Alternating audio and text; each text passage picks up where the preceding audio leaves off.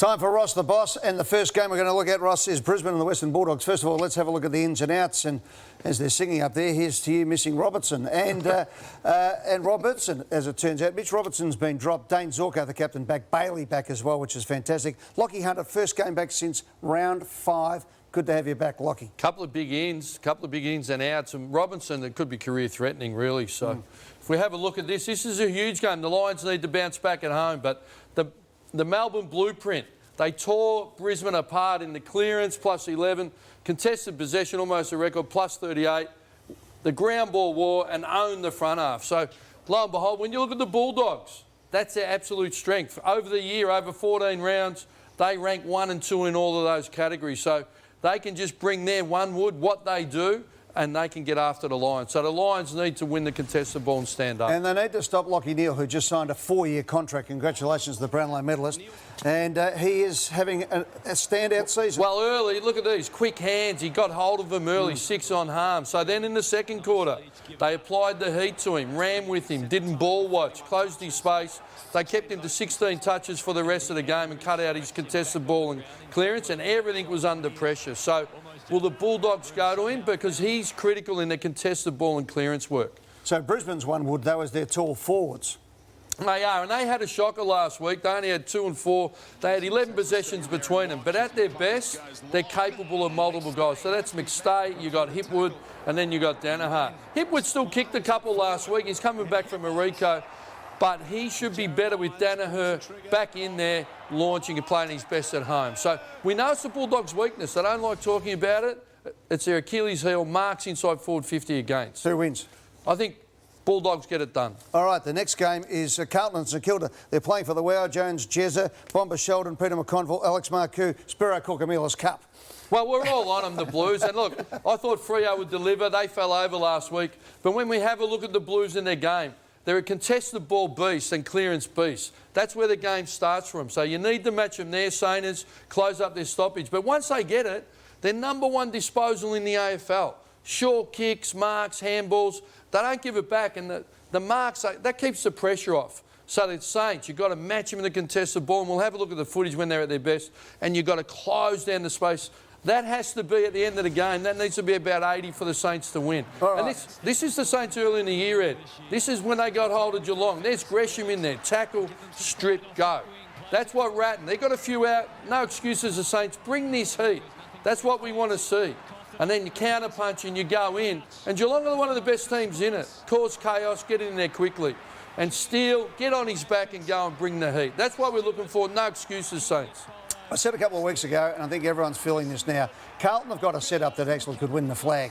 Their forward setup is pretty good. Take us through it, mate. Well, strategically, they won the battle last week against Justin Longmuir's Dockers. We have a look at this, and the vision will pause. That's Carlton's 2 high forwards up at a midfield stoppage. So they walk up the defenders and create enormous space, just surge it out. It's almost undefendable. And there's Silvani on the lead. A Richmond would have a +1. A Collingwood would have a +1. Here's the behind the goals. You can see it again. It comes out. There's time and space everywhere. If that's Richmond, that's Collingwood, they have the spare defender.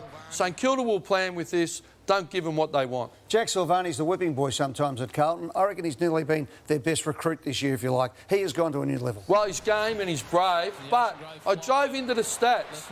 He's only behind Cameron and Hawkins for forward 50 marks on the lead. So he's a real link man. You see him come up here and he's a great decision maker. Turns quickly, bang, sees Cripps, sets up another goal opportunity. So the Saints, you can focus on Curnow, you can focus on McKay, but you've got to take care of Silvani as well. You coach the Saints to 2 grand finals. You barrack for Carlton.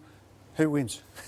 Carlton get it done. I went against them last week, but the Saints, you need to bring the heat. You need to roll up, bring your work. All right, now let's get into the real game that matters. Let's go back up to Brisbane, up to Queensland. Collingwood and the Gold Coast. Now, once upon a time, the Gold Coast paper said, even if we lose, we win, because the big crowd comes in. This is grand final day for this mob. And that was your headline, Ed, by the way. Exactly. Yeah, the Gold Coast have won 5 out of the last 7.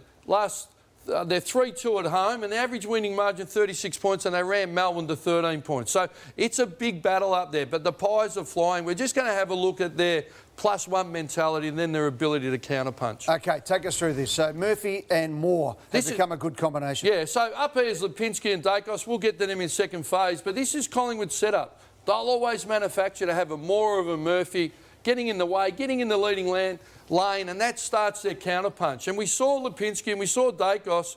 Look how hard they work. They'll work that hard. They'll get back in for equal numbers. So there was Dacos getting the ball. There he is now. So he's ran hard. And then here's Lipinski. He's going to be up at half forward. This is moving quick, bit quicker than normal. And there's Lipinski. They're 120-metre runs. GWS had a +1 against them on a quick play.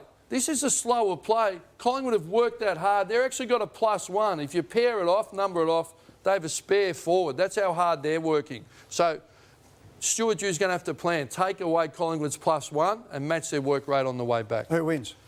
I think the Pies get it done. All right, just before we go, Caro, I want to ask you a question. To fixturing, we've had the rolling fixture. This Carlton St Kilda game, general admittance and sold out. Car park is sold out, but it's on during a fire festival with all the roads around Marvel Stadium shut for 3 nights.